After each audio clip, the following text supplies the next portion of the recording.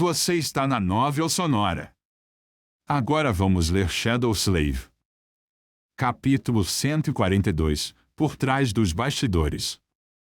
Havia outros dois grupos de pessoas que pertenciam a Gunlaug. O primeiro deles era composto por adormecidos com habilidades de utilidade úteis e seus ajudantes. Essas pessoas, conhecidas como artesãos, desempenhavam um papel muito importante na vida do castelo. Eles eram responsáveis por criar e manter diversos itens que eram vitais para a sobrevivência ou tornavam a vida na Costa Esquecida menos insuportável, como roupas, ferramentas, equipamentos, utensílios e diversos equipamentos. Cada artesão tinha uma pequena equipe de adormecidos menos talentosos ajudando-os a criar os itens necessários. No total, havia cerca de 100 deles, sendo que a maior parte desse número era composta pelos assistentes. Eles eram liderados por uma jovem chamada Kido, que era uma talentosa gerente e tinha uma habilidade que lhe permitia alterar atributos de certas plantas. Os legumes do ensopado de Sunny vinham do jardim dela. Como tal habilidade era de um valor inestimável na Costa Esquecida, onde a comida era escassa e principalmente homogênea, não era surpreendente que ela se tornasse uma dos tenentes, mesmo sendo muito mais jovem do que os demais. O status dos artesãos era um assunto um tanto tenso no Castelo Luminoso.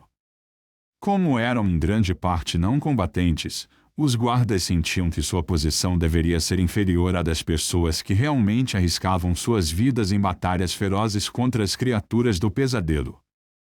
Os artesãos, ao contrário, acreditavam que a raridade dos aspectos de utilidade e o papel vital que desempenhavam na manutenção das condições de vida dentro do castelo deveriam lhes conferir mais prestígio do que a guarda do castelo, que basicamente recrutava qualquer pessoa, desfrutava. Esse conflito vinha se arrastando por muito tempo e não seria resolvido tão cedo. Curiosamente, os caçadores, que mais arriscavam suas vidas, não se importavam com o assunto de um jeito ou de outro. Seu líder Gema, no entanto, apoiava silenciosamente os artesãos e sua chefe, Kido, o que impedia os guardas de serem muito incisivos em seus argumentos. O último grupo de pessoas que pertencia a Gunlaug eram as damas de companhia.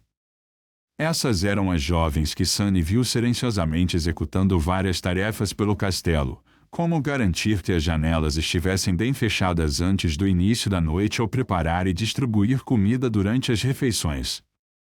Elas eram responsáveis pela manutenção do próprio castelo, bem como servir aos membros de alta patente do exército.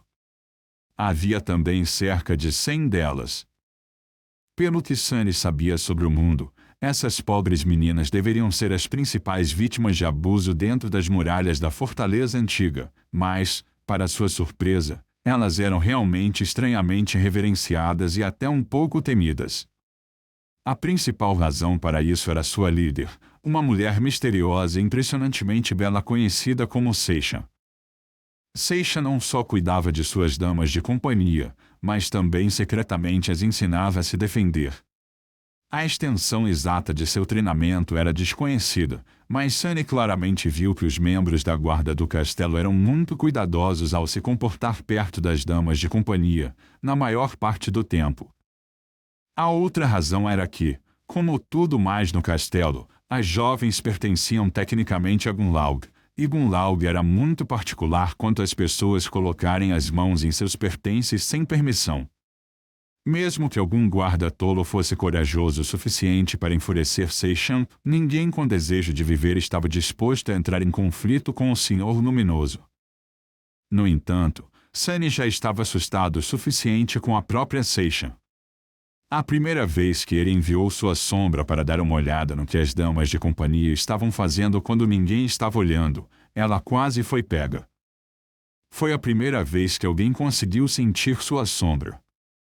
Em um momento, a dela Seisha estava parada calmamente de costas para o canto sombrio onde ela estava escondida, dando instruções a uma de suas subordinadas, e no momento seguinte, ela se virou repentinamente e olhou diretamente para a sombra escondida. Sem saber o que mais fazer, Sunny fechou os olhos e concentrou toda a sua percepção de volta.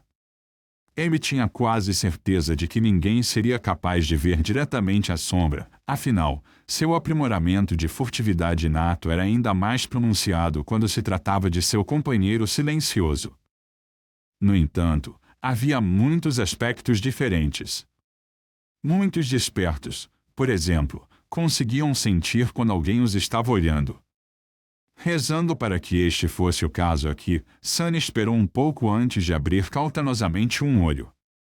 Felizmente, desta vez, ele não causou muita confusão. Confirmando que Seishan havia retornado à sua conversa, ele apressadamente enviou a sombra embora e tomou cuidado para ficar longe da beleza misteriosa e de suas damas de companhia em geral, desde então. As últimas 100 pessoas no castelo eram aquelas que prestavam tributo, mas não serviam diretamente a Gunlaug. Não havia um nome real para esse grupo, então Sunny simplesmente o chamou de inquilinos em sua mente. Havia 2 tipos de inquilinos. Um número menor deles conseguia ter uma vida decente, fornecendo aos homens de Gunlaug vários serviços, principalmente relacionados ao artesanato e entretenimento. Por exemplo, havia um homem que criou algo semelhante a um salão de música, outro que operava uma pequena trupe de teatro e até uma garota empreendedora que possuía uma casa de apostas. Um número maior de inquilinos eram pessoas como Harper, aqueles que entraram no castelo por sorte e permaneceram lá por um fio, tentando desesperadamente ganhar estilhaços de alma para o tributo, atuando como servos e fazendo vários trabalhos braçais. Essas pessoas pobres estavam no ponto mais baixo da hierarquia social do castelo. E no lado oposto dessa hierarquia, estava a Serpente Dourada, o mestre do castelo, o Senhor Luminoso Gunlaug. O homem que, segundo a descrição de F, era quase imortal. Em seu 5º dia na fortaleza antiga, Sunny finalmente pôs os olhos neste tirano detestável. Ele não gostou nem um pouco do que